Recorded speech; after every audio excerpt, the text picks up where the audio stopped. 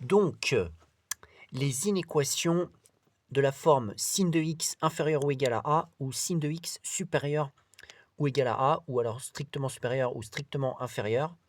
Donc, on va voir directement des exemples.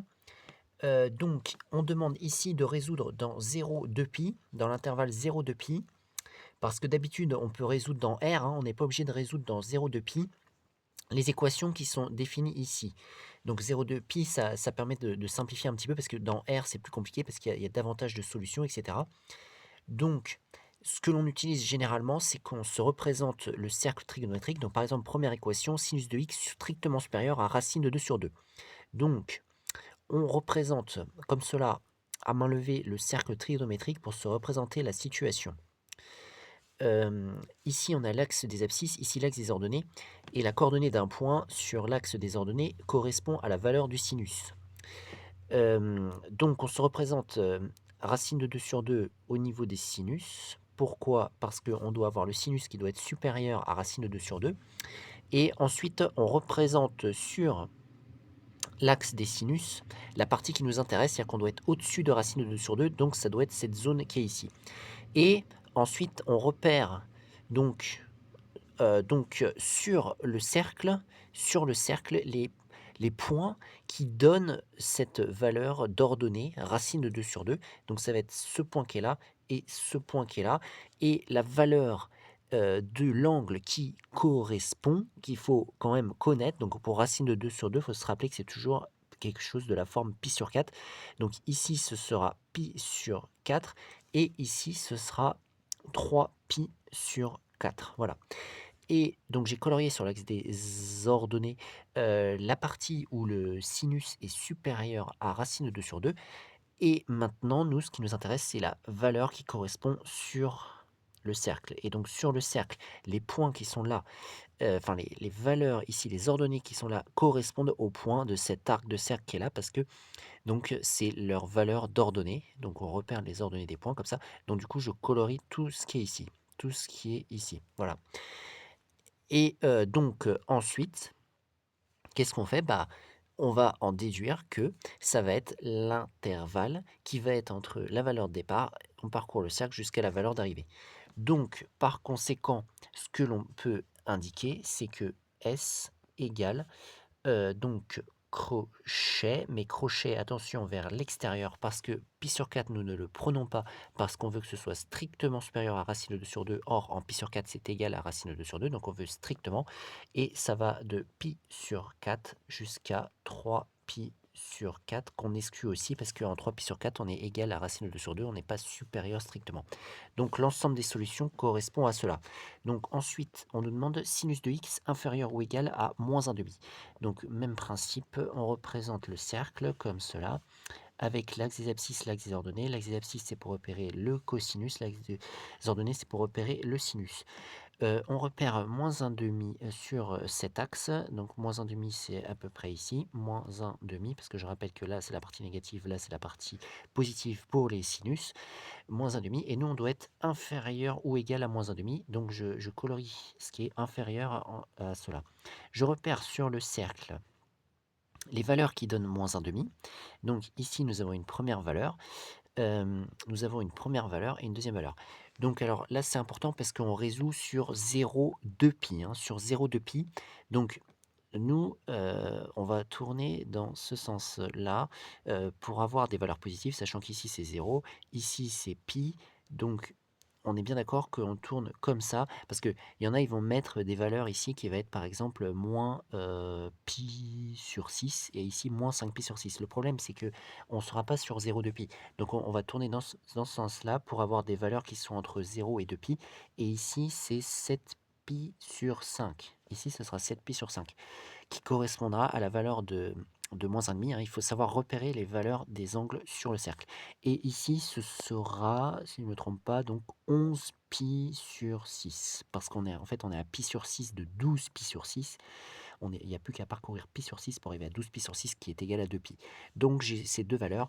Et ensuite, je colorie la partie sur le cercle, comme cela. La partie sur le cercle qui a les ordonnées qui sont plus petits que moins 1,5, et j'obtiens cet arc de cercle qui est là. Donc ça veut dire que les solutions vont partir de 7 π sur 5, qu'est-ce que j'ai dit? C'est pas 7 π sur 5, c'est 7 π sur 6 jusqu'à 11 π sur 6. Par conséquent, on peut dire que l'ensemble des solutions, ça va être, donc là j'inclus parce que c'est inférieur ou égal, donc du coup on veut bien prendre 7 π sur 7, donc 7 π sur 7, point virgule, 11 π sur 7, et on inclut les deux de chaque côté. Voilà, parce que on veut bien que ce soit égal, parce que c'est inférieur ou égal. Donc ensuite, sinus de x supérieur ou égal à 1. Bon, on va regarder. Donc je fais le cercle comme cela, tac, tac, axe des ordonnées verticales, axe des abscisses horizontales, le cercle trigonométrique. Et donc nous, on a dit supérieur ou égal à 1. Donc je repère 1 sur l'axe des sinus. Donc le 1, en fait, il est juste ici, hein, parce que le sinus est compris entre -1 et 1. Donc, c'est juste ce point qui est là, parce qu'il y a, enfin, je veux dire, c'est juste sur cet arc, 1 qui est là, et si on est supérieur à 1, en fait, où est-ce qu'on est? On est là, donc je peux colorier ça, pourquoi pas. Hem et ensuite, donc on repère les points du cercle qui ont cette ordonnée qui est là, et le seul point qui correspond, c'est ce point qui est là-haut, parce qu'après là, je suis désolé, on coupe plus le cercle, hein, on coupe plus le cercle ici. Il faut être entre -1 et 1. Donc finalement, il y a qu'une seule valeur qui va correspondre, c'est un peu un cas particulier, c'est celle où ça va être égal à 1, parce que supérieur, on peut pas. Et et ici, quelle est cette valeur sur le cercle qui a cette ordonnée qui est égale à 1 sur le cercle? Donc ici on a 0. Là, comme j'ai dit, on avait pi quand on part de 0 à 2 π, et ici on a pi sur 2. Oui, c'est le milieu entre 0 et pi, c'est pi sur 2. Et donc c'est uniquement cette valeur qui va vérifier cette inéquation. C'est uniquement cette valeur qui va vérifier cette inéquation. Donc en fait, S, ça va pas être un intervalle, ça va contenir qu'une seule valeur. Et quand un ensemble contient une seule valeur, ou des valeurs, un nombre de valeurs fini, on met des accolades et on met ces valeurs successivement. Donc moi je mets juste une seule valeur et je la mets entre accolades comme ça. Voilà. Donc ensuite, autre inéquation, 2 sinus de x plus racine de 3 inférieur à 0. Alors là, on n'est pas, il va falloir déjà isoler sinus de x. Donc je vais passer le racine de 3 de l'autre côté. Ça va donner inférieur à moins racine de 3. Et après, je divise par 2 des deux côtés pour passer le 2 de l'autre côté pour pouvoir isoler le sinus de x. Donc ça va me donner moins racine de 3 sur 2. Voilà, j'obtiens quelque chose qui est un peu de la même forme que les autres. Donc ça nous donne cela. Je fais le cercle trigonométrique, axe des sinus, axe des cosinus, et ensuite moins racine de 3 sur 2. Donc moins racine de 3 sur 2, comment est-ce qu'on fait pour cela? Bah, on repère où est situé moins racine de 3 sur 2. Donc lui, il est assez proche de 1, racine de 3 sur 2. Donc ça va donner ici moins racine de 3 sur 2.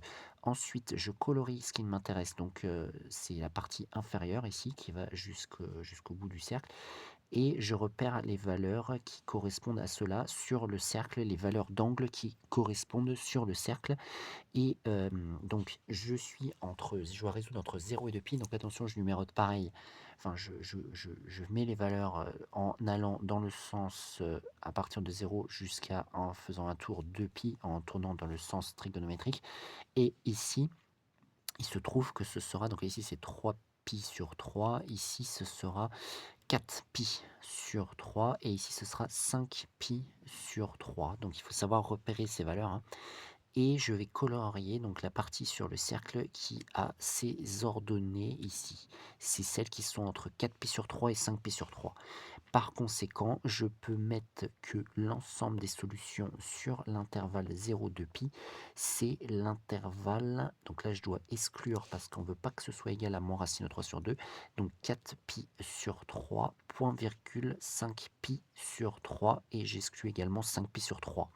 Donc voilà comment résoudre sur un intervalle donné 0,2π ce type d'inéquation avec sinus de x supérieur ou inférieur.